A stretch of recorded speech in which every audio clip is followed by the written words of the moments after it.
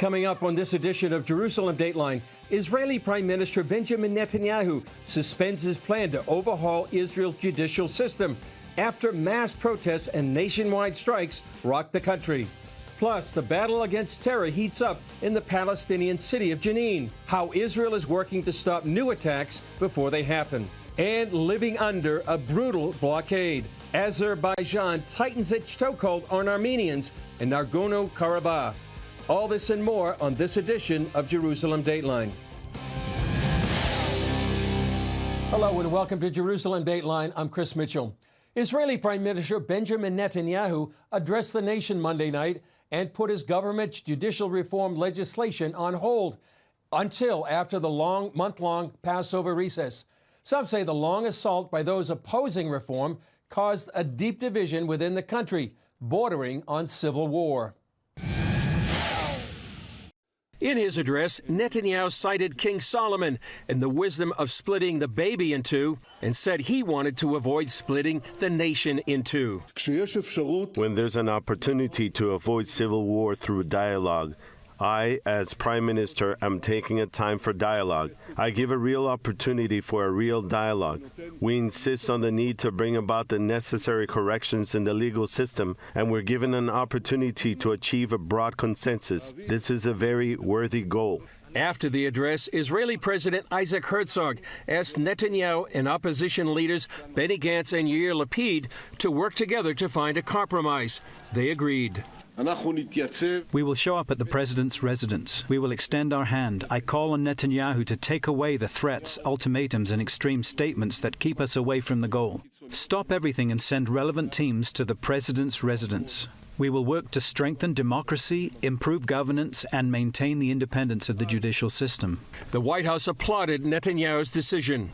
Democratic societies are strengthened by checks and balances, and fundamental changes to a democratic system should be pursued with the broadest possible base of popular support. And so that's what we're going to continue to call for. Yet proponents of the legislation said the law was designed to bring a check and balance on what they called Israel's runaway judiciary, arguing that the judicial system has had little or no restraint on it for decades. And many saw nearly 12 weeks of street protests as an attempt not just to win the debate over judicial reform, but to topple the government with accusations of the end of democracy and a dictatorship. I don't remember that at the time that the levels of hatred were this violent, were this supported by the media, were driven by the media. Israeli commentator Carolyn Glick says the intense internal strife put Israel in peril in light of Israel's #1 threat in the region, Iran. People who don't want Israel to take action against Iran, of all stripes and sizes, would want Israel to be submerged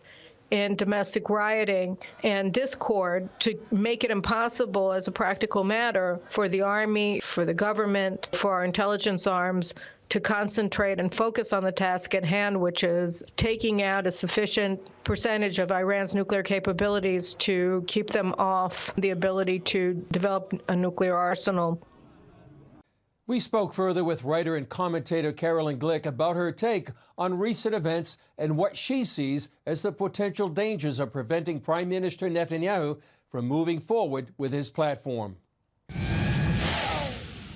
Gadi Eisenkot, who's the former chief of staff of Israel, who is now a member of Knesset in the center-left party that continues to flirt with the government and say, well, maybe we'll talk to you, maybe we'll reach a deal with you, maybe we won't, but first you have to stop legislating, and the head, another former chief of staff, Benny Gantz, who was also the former defense minister, said yesterday on TV that they would talk, they would deign to speak and accept the results of the election if Netanyahu deep sixes the legislation, the judicial reform legislation. And so, he said that this is very dangerous. And what he was referring to was Iran. He was referring to Hezbollah, Iran's Lebanese proxy that controls Lebanon, and the Palestinians whose levels of terrorism have massively escalated over the past 2 years. And just since January, you've had 50 terrorist attacks at least, depending on how you count, if you count stoning attacks and if you count Molotov cocktail attacks against Israeli motorists, it's actually higher. So I think the 50 is just shooting attacks. And so we've had a lot of terrorism here. The Palestinians are in a succession crisis, and the way that they fight it out and decide who's going to be in charge is by killing Jews. So the more people that you kill, the more Jewish people you kill, the more powerful you are politically, within internal Palestinian affairs. So we're seeing a lot of that. So he was looking at Iran, that thanks in large part to the Biden administration's policies, it's really just at the nuclear threshold and about to become a threshold nuclear state if they haven't already crossed that threshold. And the Biden administration is pretending that this is, or not pretending, that they're making it clear that they're fine with that. So we're at a very precarious moment regionally, from a strategic perspective, from a military perspective. It's not the end of Israel. I always feel like, you wake up in the morning and you see what's happening around you and you get so upset. I do. And you feel hopeless. But then you have to always remember, and I say this to my children, I say it to myself, I say it to my husband, I say it, in my personal life, and I also say it in my public life, that we always have to remember that tomorrow is another day. And the fight never ends, and we always think we're going to get to a point and we're finally going to win. But even if we had been able to do it this time, it wouldn't have been over.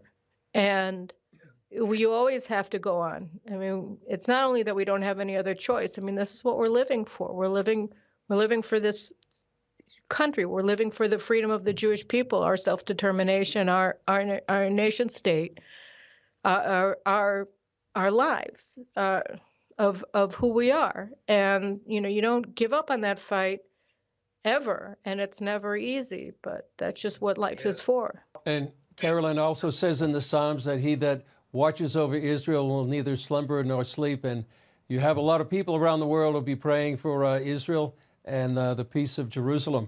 Thank you. And we also, we feel it.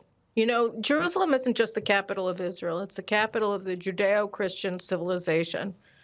And that's also one of the reasons why we're so targeted by people who want to destroy that civilization, who want to destroy the Western world.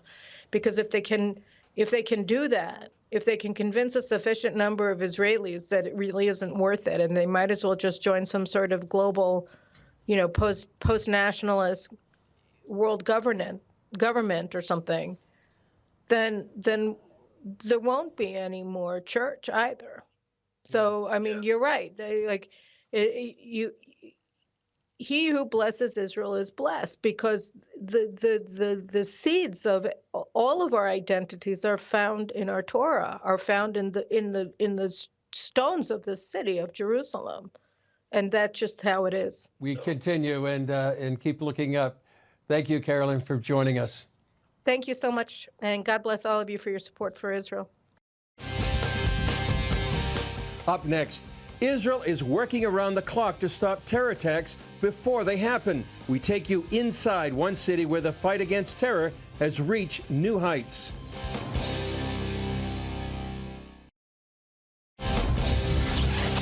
As the Muslim holy month of Ramadan begins, Israel is on heightened alert against the possibility of terror attacks.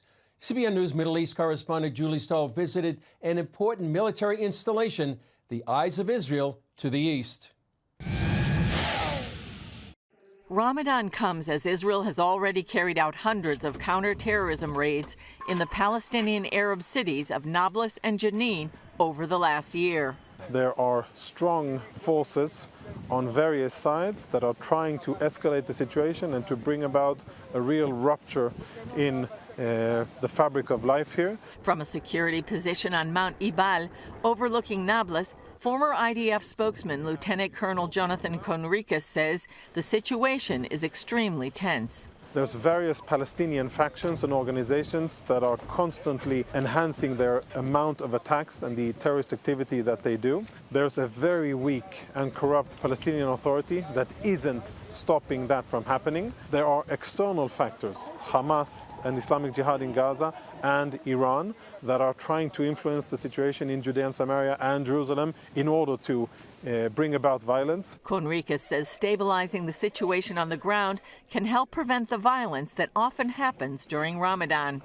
Historically speaking, during Ramadan, Israeli security forces try to do the least necessary in order to maintain security and thwart terror and defend Israel, but without enhancing operations in such a way that could be interpreted or used by Palestinians as an excuse to basically start attacks. Jenin Governor Akram Rajoub blames Israel for trouble in his city. Regardless of what the Israelis are promoting, that there are gunmen and organizations, the citizens in Jenin are being killed in front of their house and in their streets, and they're not being killed anywhere else. Rajoub told visiting journalists that although Israel has more firepower than his people, they still have the right to defend themselves. This is the reality of Jenin. Regardless of what the Israeli media and security promote, our people live under occupation, and they have the right to resist the occupation in all its forms. The lands of 67 are the lands of the occupied Palestinian state. Israel has controlled biblical Judea and Samaria, also known as the West Bank, since the end of the 1967 Six-Day War. Palestinians still claim the area as their own. Israeli Reserve Brigadier General Amir Avivi counters that Jewish communities or settlements in the West Bank help stabilize the area. Now, if you take the Jewish communities, Israeli Defense Forces lose control. If the IDF loses control, the Palestinian Authority loses control. As part of the 2005 disengagement, Israel removed 4 Jewish communities from the northern West Bank. Once we took the northern towns out, the situation completely deteriorated here, and not only for Israel, but also for the Palestinian authorities. They lost control. Conricus says Israel's immediate strategy is to stop terrorism before it happens. Israel does it by using very specific and real-time intelligence generated by security organizations, and goes and tries to apprehend terrorists in their beds or in their homes or their hideouts before they're able to do attacks, trying to distinguish between civilians and those who are up for no good, violent activity, terrorists, etc., and trying to allow Palestinian civilians to go on with their lives as much as possible. Conricus says it's clear that had the army not stepped up its combat pace, there would have been an exponential increase in terror attacks against Israelis. Julie Stahl, CBN News, Mount Ebal and Jenin. Coming up, the situation grows dire for Armenians suffering from a crippling blockade in Nagorno-Karabakh. Why activists fear Christianity is on the line.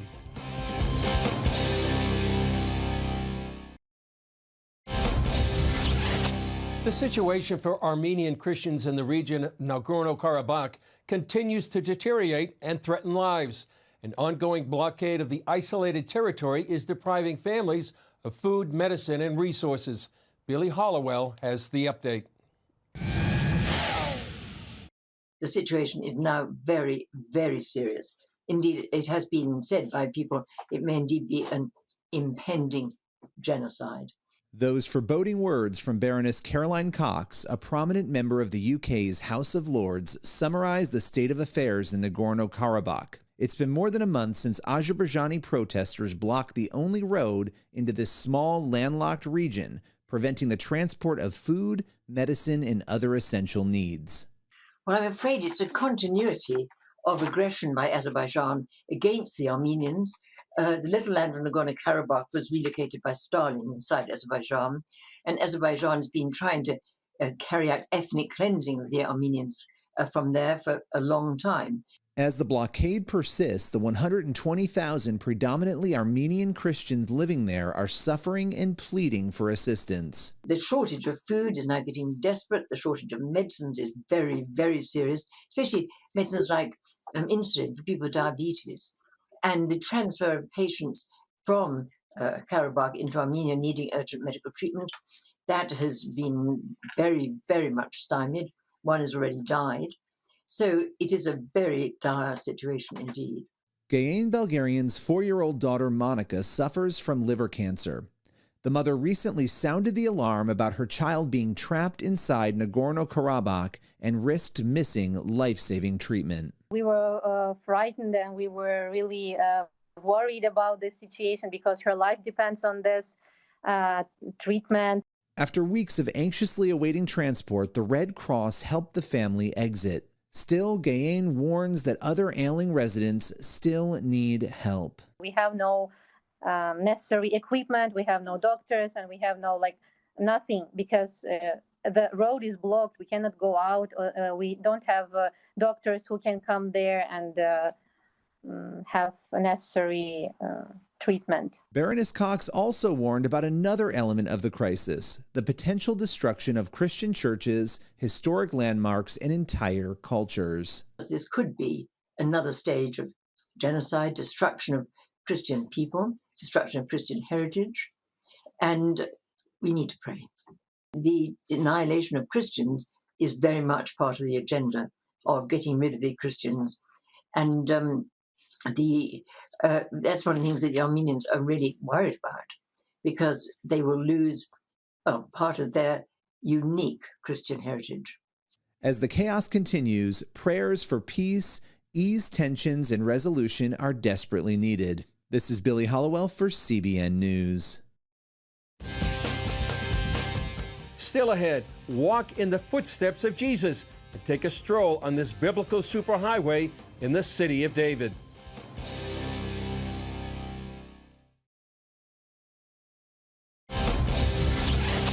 In ancient Israel, the Jewish people obeyed the biblical commandment to travel to Jerusalem 3 times a year for the temple sacrifice.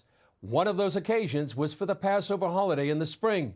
2,000 years later, the road they walked on is uncovered for all to see. Take a look.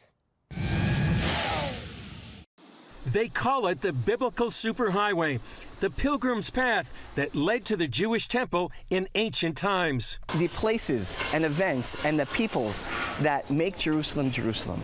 For Christians, for Jews, it all happened here in the city of David. This is where the beating heart of Jerusalem is. We're talking about the Pool of Siloam. We're talking about Mount Moriah, the Temple Mount. We're talking about the city of David. The pilgrimage road links them all together. For Jews in ancient days, their pilgrimage began here at the Pool of Siloam. It's a mikveh, or ritual bath. It's the size of 2 Olympic swimming pools. They would purify themselves here before going up to the Temple Mount to worship God. The historian Josephus says that 2,000 years ago, on the pilgrimage festivals, there would have been more than 2 million people going up on pilgrimage. That's a lot of people who need to bathe. The pool is also where Jesus healed the blind man, as recounted in the book of John. Its location was hidden by a road until 15 years ago, when a sewage leak led to excavations, the discovery of the pool, and much more. The archaeologists, when they find the Pool of Siloam, so they understand if that's the pool, and they know where the temple stood on the Temple Mount some 2,000 years ago. The same Temple Mount as today. Zev Orenstein with the City of David Foundation says archaeologists wondered how the pilgrims traveled from the pool to the Temple Mount. So the archaeologists widened the excavation, and we are standing on the very answer to that question. We are standing atop the ancient pilgrimage road. These are the stones that Jesus would have walked on his way up to the temple.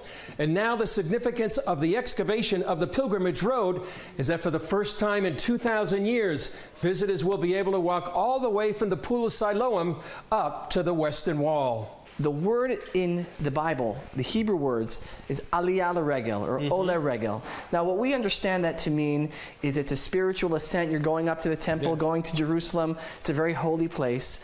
But Chris, when you're in the place where the Bible happened, the words of the Bible come to life. Because as we're walking right now, and I'm sure you could feel it, we're walking uphill. And it was more than that. This would have been like Times Square. You would have had on both sides of the road, and keep in mind, the road is about 3, 4, 5 times wider than what we see over here. You would have had shops, stalls along both sides of the road. This is the center of Jerusalem from a spiritual perspective, from a communal perspective, also from a commerce perspective. According to the Israel Antiquities Authority, the road took 10 years to build, from 20 to 30 AD, and was constructed by Pontius Pilate. One of the major issues of Jerusalem is that it's a living city. All the layers, all the archaeological layers are built on top of one another, and the modern living quarters and everything is built on top of the archaeological layers. Excavation manager Ari Levy says uncovering the road is a major engineering feat. We have modern neighborhood just above our heads, and we don't want it to collapse. After each meter that we take out, each meter of soil, we enter an arch-like construction like this.